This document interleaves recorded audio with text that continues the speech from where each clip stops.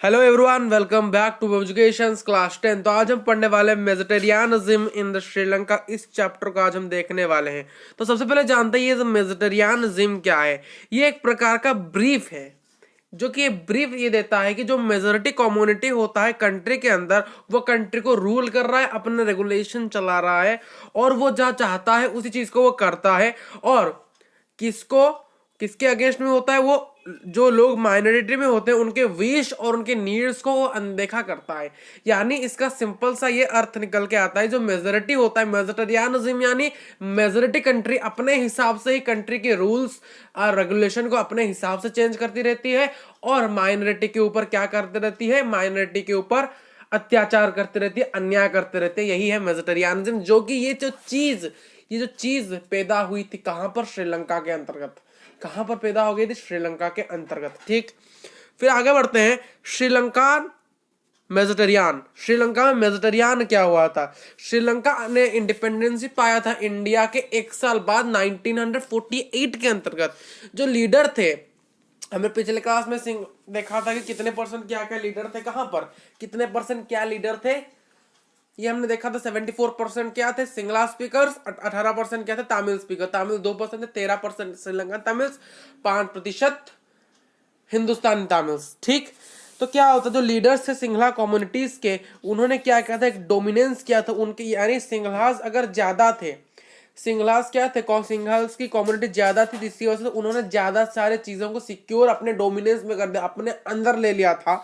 और वो इस चीज को क्यों ले पाए थे, ये सारी चीजों को क्यों ले पाए थे? क्योंकि वो कंट्री में मेजोरिटी थे।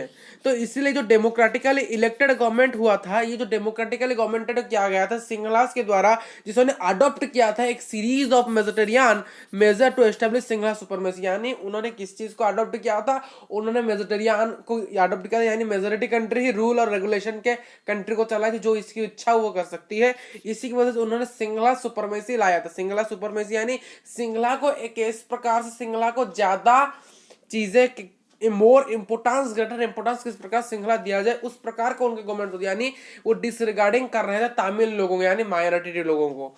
ठीक, तो आगे बढ़ते हैं। 1956 एक्ट में क्या हुआ था कि ये रिकॉग्नाइज कर दिया कि बिना तमिल को पूछे ये रिकॉग्नाइज कर दिया था कि सिंहला क्या हो गया था, उस कंट्री की यानी श्रीलंका की नेशनल लैंग्वेज बन गई थी, यानी ऑफिशियल एंड नेशनल लैंग्वेज बन गई थी, यानी ओनली द ऑफिशियल लैंग्वेज, एक ही ऑफिशियल लैंग्वेज। बट अगर आप इंडिया की बात करो, इंडिया का राष्ट्रभाषा क्या है? कुछ भी नहीं है।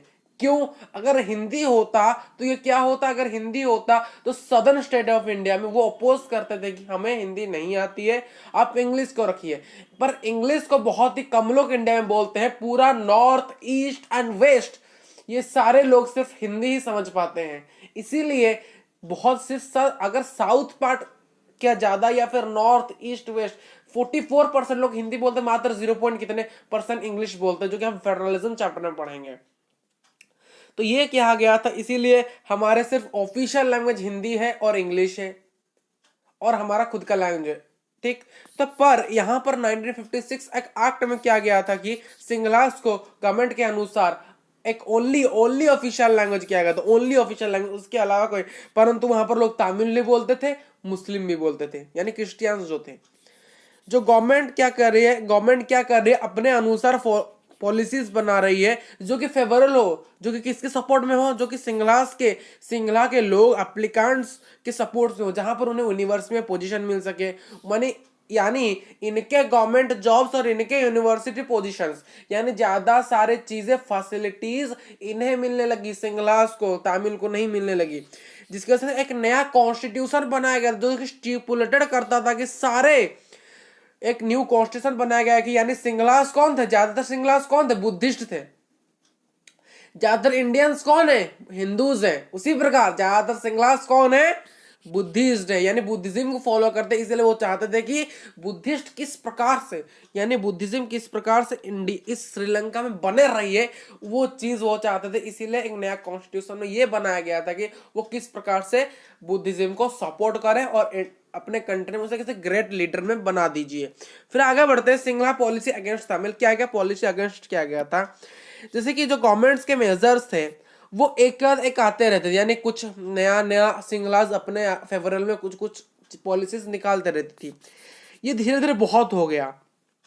ये धीरे धीरे ऐसे होने से फीलिंग द एलियनेशन है वो तो श्रीलंका। एलियनेशन यानी होता, एलियंस क्या होते हैं, हम जिसे जानते नहीं, जिसके बारे में जानते नहीं सुनते नहीं, वो होते हैं एलियनेशन। एलियनेशन यानी हमें उन्हें, जैसे कि वो व्यक्ति है बट उसे कोई देख नहीं रहा है, यानी वो व्यक्ति को सब देख रहे हैं बट देख के भी अनदेखा कर रहे हैं। जिस प्रकार से उसे लग रहा है कि उसके प्रति उसे कोई लोग देख नहीं रहे इस संसार में और वो एलियन बन जा रहा है। इसीलिए एलियनेशन, जितने भी सारे तमिल लोग थे उन्हें इसी भाव की फीलिंग आ रही थी सिंहला से। ठीक, उन्हें लगा था कि जो ज्यादातर मेजर पॉलिटिक्स है, यानी पॉलिटिकल पार्टी है, वो सारे बुद्धिस्ट सिंहलास लीड कर दे। यानी जैसे बड़े बड़े पोस्ट में, जैसे कि हमारे बड़े post PM, president, home minister, ये सारे बड़े बड़े पोस्ट है, ये सारे पोस्ट में सिर्फ बुद्धिस्ट सिंहला ही बैठे थे। और वो अपने वो बहुत सेंसिटिव अपने ही कल्चर यानी बुद्धिज्म के कल्चर को और लैंग्वेज को लेकर बहुत सेंसिटिव है और तमिल के बारे में वो बिल्कुल सोच ही नहीं रहे हैं। और जिसकी वजह से उन्होंने अपने कॉन्स्टिट्यूशन में और गवर्नमेंट में ये मतलब तमिल्स को ये चीज देने से डिनाई कर दिया। तमिल को वो क्या क्या देने से मना कर, उन्होंने तमिल को इक्वली पॉलिटिकल राइट्स देने से मना कर दिया था। और उन्होंने डिस्क्रिमिनेशन किया था कि उन्हें, यानी आपको जितना जॉब मिलना चाहिए, इनको जितना जॉब मिलना चाहिए, उनसे अनुसार सिंहलास के पास ज्यादा जॉब अपॉर्चुनिटी थी।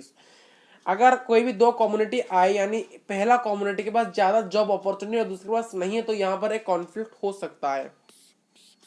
और वो इग्नोर कर रहे थे, यानी तमिल्स को जो इंटरेस्ट थे उन्हें वो क्या कर रहे थे, इग्नोर कर रहे थे। उन्हें ना जॉब दे रहे थे, ना इक्वल राइट्स दे रहे थे, ना यूनिवर्सिटी में पोजीशन दे रहे थे, ना कुछ भी नहीं दे रहे थे।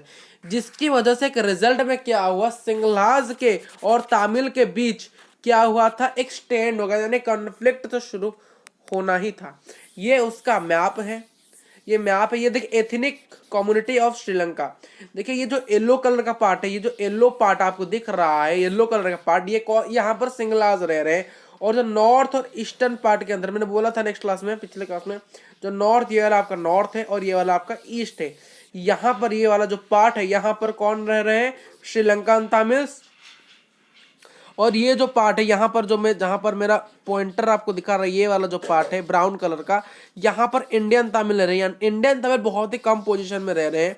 और ये जो पॉइंट बीच में जो है, यहाँ पर जो पॉइंट धब्बे धब्बे दिए गए, ये धब्बे धब्बे कौन रह रहे हैं, मुस्लिम। और ये जो बीच वाला पार्ट है, यानी कोलंबो में क्या, जो कोलंबो पार्ट है, यहाँ पर कौन रह रहे हैं, तमिल लोग रह रहे हैं। और ये जो कैंडी के पास जो ऊपर वाला ब्राउन है, यहाँ पर इंडियन तमिल्स रह रहे हैं। और ये जो डॉट डॉट है, मुस्लिम रह रहे हैं।